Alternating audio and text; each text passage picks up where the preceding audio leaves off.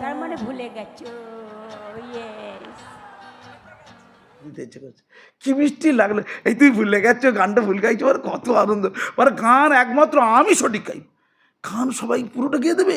তাহলে আর মমতা ব্যানার্জি এত বড় চিত্রকর হলো কোত্থেকে, এত বড় সঙ্গীতকার হলো কোত্থেকে, এত বড় লেখিকা হলো কোথেকে, এত বড় গায়িকা হলো কোত্থেকে, এত বড় অ্যাডভোকেট হলো। অ্যাডভোকেটটা কিন্তু দেখিয়ে দিয়েছে সুপ্রিম কোর্টে। বলছি খুব খিল্লি করছিলে তোমরা এই বঙ্গ টিভিটা, খুব খিল্লি করছিলে। সে খিল্লিটা কিন্তু বুঝিয়ে দিলে যে সব খিল্লি করা যাবে না। বলেছিল দোলা তোলে তোলা, এ তো ঐতিহাসিক ঘটনা। সে আবার 100 মাইলস গাইছে। তো দিদি সবচেয়ে ভালো গান গায়। দিদি কখনো ইন্দ্রনীলকে বলে এই সুর ঠিক হচ্ছে না, কখনো রাজ চক্রবর্তীকে বলে গানটা ঠিক লেখা হয়নি, আমি লিখে দেবো। সবার চেয়ে বেশি দিদি জানেন। দিদি মানে জুন মালিয়া কোনো নায়িকা হলো, দিদির কাছে কেউ দাঁড়াতে পারে? সেরকম দোলা গান গাইছে, ভুলে গেছো, কিন্তু কি মিষ্টি লাগছে দিদিকে। যাই হোক, ধর্ণামঞ্চ তোলার জন্য একমাত্র অভিষেকই দায়ী, কিচ্ছু সুপ্রিম কোর্টটা। ও অভিষেক বুঝে গেছে আমার পিসির মানসিক প্রবলেম হয়েছে, ভুলভাল বকছে, না হলে বিরাট ক্ষতি হয়ে যাবে, বিরাট ক্ষতি হয়ে যাবে। যেভাবে 1 সেকেন্ডের মধ্যে উড়িয়ে পুড়িয়ে দেবে আর ভারত সরকারকে ফেলে দেবে, লোক তো ভাবছে আন্তর্জাতিক চক্রের সাথে যুক্ত কিনা। যেভাবে শ্রীলঙ্কায় ফেলে দিয়েছে, যেভাবে বাংলাদেশে ফেলে দিয়েছে, কার সাথে দিদি সংযোগ? এ তো র্যাডারে পড়ে যাবে দিদি। আচ্ছা, একটা জেতা সরকারকে আবার বলছে, গ্যারেজ করে বলছে এই সরকার ফেলে দিয়ে তোমাকে আমি ট্রান্সফার করে দেবো। ট্রান্সফার করলে কী কাজ করা হয়? ট্রান্সফার করলে চাকরি চলে যাবে। আচ্ছা, ট্রান্সফার করে দেওয়ার ভয় এখন দেখাচ্ছি, মানে ও ভারত সরকারে যাবে, ও প্রধানমন্ত্রী হবে, নরেন্দ্র মোদীরা কুপকাত হবে, তারপর গ্যারেজ কুমার দিয়ে ট্রান্সফার করবে। গ্যারেজ কুমারকে এই ভয় তত্ত্বকে কাঁপছে। আচ্ছা, পাগলামি তো সীমা আছে একটা।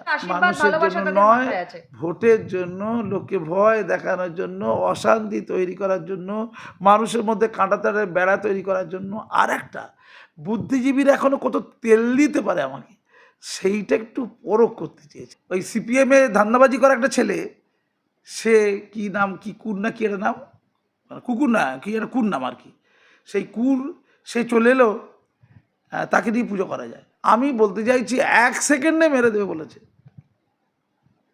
হ্যাঁ, 1 সেকেন্ডে বলছে ওরা একজোট হয়ে যাবে, হয়ে গিয়ে ঘিরে ধরবে।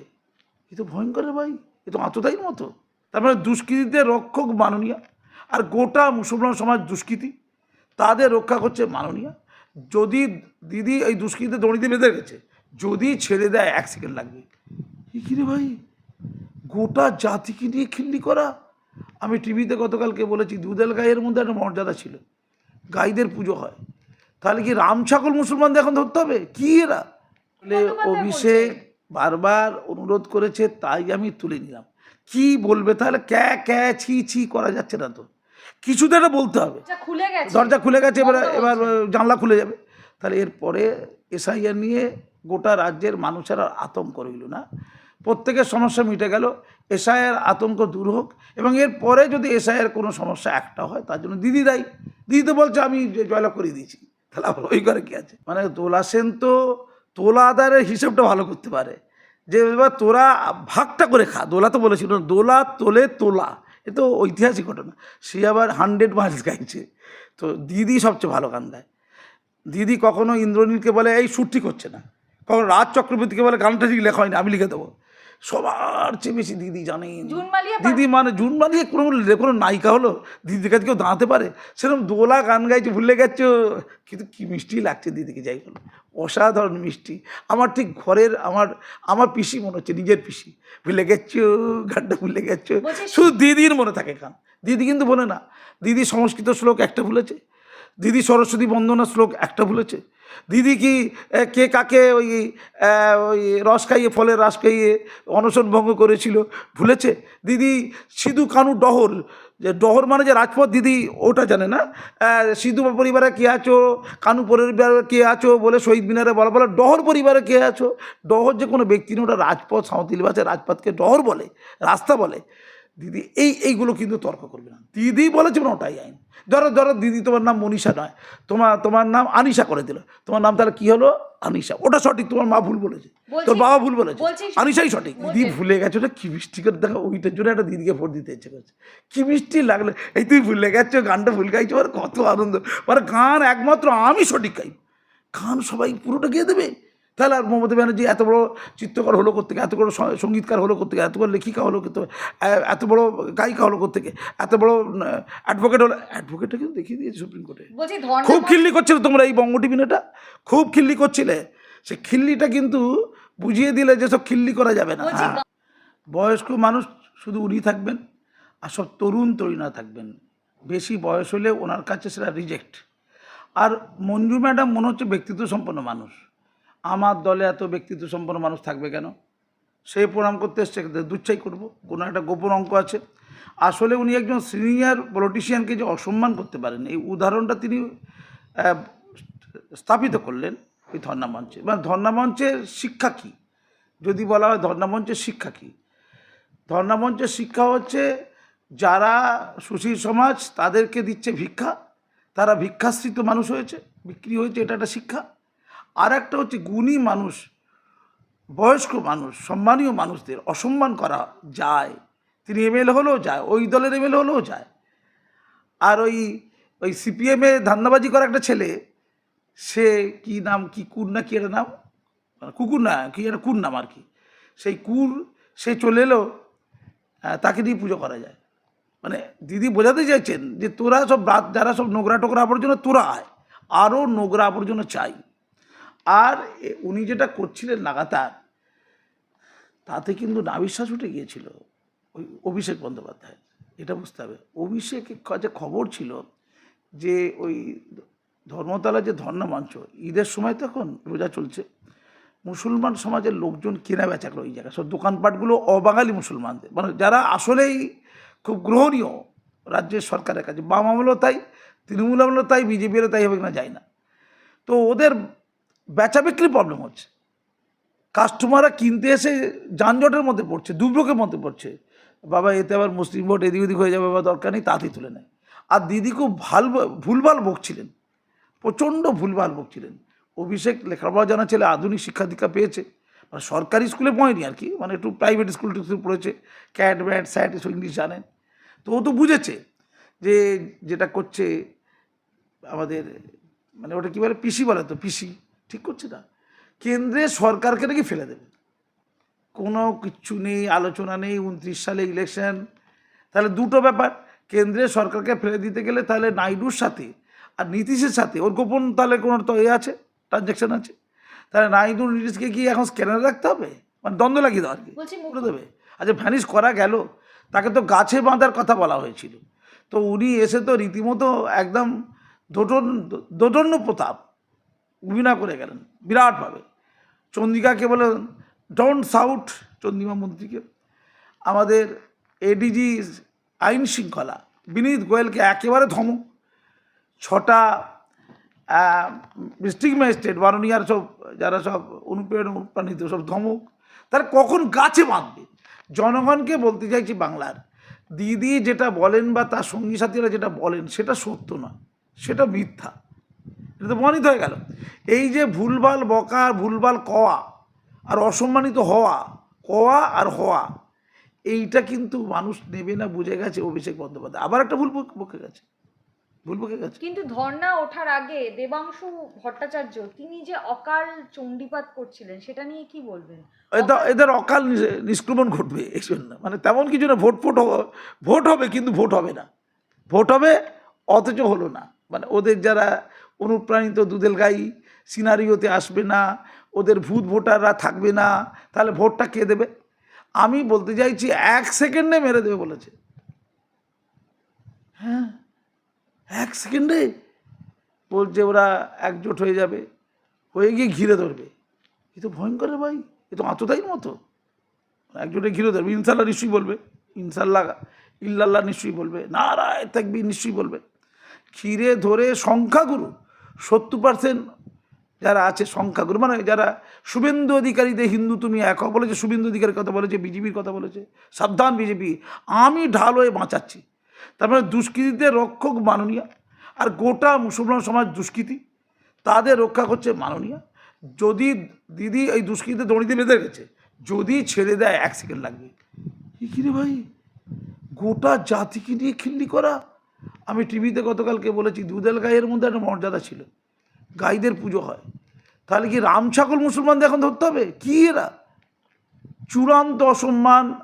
আমি দিদিকে বলছি, পশ্চিমবঙ্গের মুসলমানদেরও বলছি, পশ্চিমবঙ্গে কেউ বলছে 30%, কেউ বলছে 32% মুসলমান, কিন্তু আসামে পার্সেন্টেজে মুসলমানরা কিন্তু পশ্চিমবঙ্গের চেয়ে বেশি, ওখানে প্রায় 38%।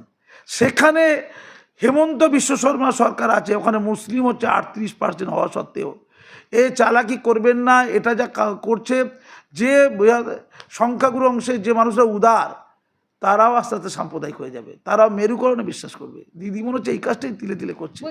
সুপ্রিম কোর্ট কি বলেছে সেইটা তো মাননীয় করতে পারতেন। কাকে বলে? আমাদের নির্বাচন কমিশনকে বলতে। উনি সুপ্রিম কোর্ট বলেছে যে যারা যারা বিবেচনাধীন প্রত্যেকে যেন মূল্যায়িত হয়, প্রত্যেকের যেন শুনানি হয়, নিষ্পত্তি হয়, প্রত্যেকের যেন নিষ্পত্তির সুযোগটা পায়। খুব স্বাভাবিক কথা। আচ্ছা 60 লাখের মতো বিবেচনাধীন হয়ে গেল কেন এত শেষ মুহূর্তে? কারণ দিদি বিলম্বিত করেছেন। এসআইআর হচ্ছে অথচ হচ্ছে না, করছি অথচ করছি না, খাচ্ছি অথচ খাচ্ছি না, এটা করে করে করে করে কিছুই করতে পারেনি। এসআইআর তো সম্পন্ন হবেই, ওটাকে বিলম্বিত করে ভোটের সামনে মুখে ফেলে দিয়েছে, ভোটের মুখে আর কি। ব্যাপারটা এইটা হচ্ছে, নাহলে তো কবে সমস্যা মিটে যেত, নাহলে তো বিবেচনাধীনদের মূল্যায়িত অনেক আগে হয়ে যাওয়ার কথা ছিল। এবার 10 দিনে 10 লক্ষ নিষ্পত্তি হয়ে গেছে, 10 লক্ষ প্লাস, তাহলে বাকি 50 দিন লাগবে 50 লক্ষের নিষ্পত্তি হওয়ার জন্য। এটা হাইকোর্ট, সুপ্রিম কোর্ট কিন্তু এটা ফলো করেছে। ওই জন্য সুপ্রিম কোর্ট বলেছে নির্বাচন ঘোষণা হয়ে যাবার পরেও এই বিচারকদের সংখ্যা বাড়ানো হলো এবং তারা এই বিবেচনাগুলোকে মূল্যায়িত করবে, করে যাতে করে প্রত্যেকে মূল্যায়নের মধ্যে আসে, নিষ্পত্তির মধ্যে আসে, বিবেচনার মধ্যে, সেটাকে করা হয়েছে। সেটা তো নির্বাচন কমিশনের কাছে এই দাবিটাই তো রাখতে পারত মুখ্যমন্ত্রী, ধর্ণা মঞ্চ না করে, এবং এই কাজটা তো করতে পারত যে আমরা আমাদের বাহিনী, মানে পার্টির বাহিনী এবং সরকারি কর্মী আমলাদেরকে দ্রুততার সাথে যারা বিবেচনাধীন তারা যাতে করে নিষ্পত্তি করতে পারে তার সাহায্য করার কাজটা করতে পারত। অভিষেক বারবার অনুরোধ করেছে, তাই আমি তুলে নিলাম। কি বলবে তাহলে? ক্যা ছি ছি করা যাচ্ছে না তো, কিছু তো একটা বলতে হবে। জয় হয়েছে, তাহলে এরপরে আর এসআইআর নিয়ে বিতর্ক থাকা উচিত নয়। সুপ্রিম কোর্ট এসআইআর দিদিকে জিতিয়ে দিয়েছে, তাই তো বলতে চাইছে, জয় জয় করছে, দরজা খুলে গেছে, এবার জানলা খুলে যাবে। তাহলে এরপরে এসআইআর নিয়ে গোটা রাজ্যের মানুষের আর আতঙ্ক রইল না, প্রত্যেকের সমস্যা মিটে গেল, এসআইআর আতঙ্ক দূর হোক। এবং এরপরে যদি এসআইআর কোনো সমস্যা একটা হয় তার জন্য দিদি দায়ী। দিদি তো বলছে আমি জয়লাভ করে দিয়েছি, তাহলে আবার ওই করে কী আছে? অর্থাৎ এসআইআর নিয়ে দুশ্চিন্তার কোনো কারণ আর রইল না। দিদি এটা বুঝে যাওয়ার পরে মনে খুব আনন্দ পেয়েছেন। তখন তিনি ড্রয়িং করতে আরম্ভ করলেন, সুভাবসন্যের ভূমিকায় অবতীর্ণ হলেন, আর রবীন্দ্রনাথ ঠাকুর ভূমিকায় অবতীর্ণ হলেন, কবিতাও লিখে ফেললেন। লিখে এমন সুন্দর কবিতা উনি বললেন, ফেসবুকে যারা কবি আছে, কয়েক লক্ষ না পশ্চিমবঙ্গে ফেসবুক কবি আছে, তারা কবিতা ভুলে গেল, আর তারা কবিতা লেখে। এখন কি ধর্ণা মঞ্চটা আছে না? উঠে গেছে, খুলে গেছে, সব পয়সা করে নিয়ে নিয়েছে তো, মানে বাঁশওয়ালা ত্রিপলওয়ালা টাকা পয়সা দিয়েছে নাকি তাদের ডিউ রেখে দিয়েছে। আমি এই ইন্টারমিডিয়েট দিয়ে যে গরিব লোককে শোষণ করছে কিনা, তাদের ঠিকমতো দেনা পাওনা মিটিয়েছে কিনা, নাহলে কি রক্তচক্ষু থেকে বেশি টাকা চাইবি না রে উড়িয়ে দেবো, এটা বলেনি তো। এটা পার্টি ফান্ডে যাবে টাকাটা, এটা বলেনি তো। নাকি টাকা দিয়ে, যার টাকা দিলে কার টাকা দিয়েছে? এটা কি অভিষেক বন্দ্যোপাধ্যায়ের এমপি ল্যাটের, এমপি ল্যাট একটা আছে, আর হচ্ছে বেতনের টাকা, এমপি ল্যাটের টাকা যেখান থেকে খরচা করা যায় না, পার্টিতে খরচা করা যায়, তার বেতনটা খরচা করা যায়। নাকি মাননীয় মুখ্যমন্ত্রী হওয়ার জন্য যে এমএলএর যে ভাতা পায় সেই টাকা, কোন টাকা ক্লিয়ার করতে হবে? নাকি আমার ডিএ না দেওয়ার টাকা, ডিএ না দেওয়াতে যে প্রতি মাসে 35-40 হাজার টাকা আমি কম পাই। কালকে সুপ্রিম থাপ্পড় খেয়েই তাহলে আজকে কালকে একবার ধর্ণা মঞ্চ নাগো। আসলে এই ধর্ণা মঞ্চ তোলার জন্য একমাত্র অভিষেকই দায়ী, কিচ্ছু সুপ্রিম কোর্ট না। ও অভিষেক বুঝে গেছে আমার পিসির মানসিক প্রবলেম হয়েছে, ভুলভাল বকছে, না হলে বিরাট ক্ষতি হয়ে যাবে, বিরাট ক্ষতি হয়ে যাবে। যেভাবে 1 সেকেন্ডের মধ্যে উড়িয়ে পুড়িয়ে দেবে আর ভারত সরকারকে ফেলে দেবে, লোক তো ভাবছে আন্তর্জাতিক চক্রের সাথে যুক্ত কিনা। যেভাবে শ্রীলঙ্কায় ফেলে দিয়েছে, যেভাবে বাংলাদেশে ফেলে দিয়েছে, কার সাথে দিদি সংযোগ? এ তো মানে র্যাডারে পড়ে যাবে দিদি। আচ্ছা, এটা জেতা সরকারকে আবার বলছে, গ্যারেজ করে বলছে এই সরকার ফেলে দিয়ে তোমাকে আমি ট্রান্সফার করে দেবো। ট্রান্সফার করলে কী কাজ করা হয়? ট্রান্সফার করলে চাকরি চলে যাবে। আচ্ছা, ট্রান্সফার করে দেওয়ার ভয় এখন দেখাচ্ছি, মানে ও ভারত সরকারে যাবে, ও প্রধানমন্ত্রী হবে, নরেন্দ্র মোদীরা উপকার হবে, তারপর গ্যারেজ কুমার দিয়ে ট্রান্সফার করবে। গ্যারেজ কুমারকে এই ভয় তত্ত্বকে কাঁপছে। আচ্ছা, পাগলামি তো সীমা আছে একটা। আমি পরিষ্কার করে দিদিকে বলছি, আপনি এসআইআরটা যাতে মানুষ উদ্বেগহীন ভাবে সম্পন্ন করতে পারে, নির্বাচন কমিশনকে সাহায্য করুন। নির্বাচন কমিশনকে বলুন যে আপনারা যে বিবেচনাধীন করেছেন সেটা কিসের ভিত্তিতে করেছেন, সংশ্লিষ্ট ভোটারকে জানান। না হলে তারা বুঝতে পারছে না যে আমরা কোন কাগজটা দেখাবো, অথবা তারা যদি বিবেচনার মধ্যে না পড়ে, মানে তারা তো তারপরে ভোটার তালিকাতে উঠলো না, তখন তারা ফর্ম 6 ফিল আপ করবে। ফর্ম 6 ফিল আপ করতে গেলে ওরা তো ওই পয়েন্টটা জানবে কোন পয়েন্টের জন্য তার ভোটার তালিকায় নাম ওঠেনি, তখন সে সেটাকে ঠিক করার চেষ্টা করবে। তাই দিদির বলা উচিত আমাদের জ্ঞানেশ কুমারজিদেরকে যে আপনারা যে বিবেচনাধীন করেছেন কিসের ভিত্তিতে, বা যৌক্তিক অসঙ্গতি দেখিয়েছেন কোথায়, যৌক্তিক অসঙ্গতি 2022 সালে, এই 12 সালে যাদের ভোটার তালিকায় নাম ছিল তারা আবার কাগজপত্র ঠিকঠাক না হওয়ার জন্য বিবেচনাধীনে পড়েছে। কেন পড়লো? আগে তো জ্ঞানেশ কুমার বলেছিল 2002 সালে যাদের নাম ভোটার তালিকা আছে তাদের সমস্যা কিচ্ছু নেই। সমস্যা কোথায় হলো? তারা ওই 2002 সালে ভোটার তালিকা যদি ভুল থাকে, বাবার নাম, নামের বানান, সেটা কারা করেছিল? যারা এই ভুলটা করেছিল তাদের শাস্তির জন্য মাননীয় কী করছেন? কারণ 14 বছর ধরে তিনি তো ক্ষমতা আছেন, সারা বছর ধরে তো ভোটার তালিকা সংশোধন সাধারণ চলে। মানুষের জন্য তিনি ধর্ণা মঞ্চে বসেছেন, তিনি তো বলছেন 10 সাধারণ কোটি মানুষের আশীর্বাদ মানুষের ভালোবাসা জন্য তাদের নয়, মাথায় আছে। ভোটের জন্য, লোককে ভয় দেখানোর জন্য, অশান্তি তৈরি করার জন্য, মানুষের মধ্যে কাঁটাতারের বেড়া তৈরি করার জন্য। আর একটা, বুদ্ধিজীবীরা এখনো কত তেল দিতে পারে আমাকে, সেইটা একটু পরখ করতে চেয়েছেন। সেই জন্য আমি বলছিলাম যে এখনও আবুল বাসার যায়নি কেন, তারপর দিন ঠিক বসে গেছে আবুল বাসা। ধন্যবাদ দিদি, আপনি পরীক্ষায় উত্তীর্ণ হয়েছেন। হ্যাঁ, কোন পরীক্ষায়? বাংলা সুশীল সমাজের 5-8টা পরীক্ষা আপনি উত্তীর্ণ হয়েছেন। জয় গোস্বামী সাহেব ভালো আছেন তো? খুব ভালো থাকবেন, ধন্যবাদ।